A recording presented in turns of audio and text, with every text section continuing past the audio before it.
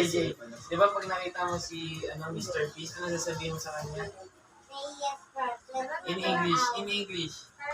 Yan, sasabihin mo. Say yes for 24 hours. Hindi, sabi niya kanina. Paano? Tatayo na lang. Hindi na. Hindi. Ayun yung nakaupo. No, pagkata. Ilan yung upuan kayo? Papa? Dalawa. Opo. Na.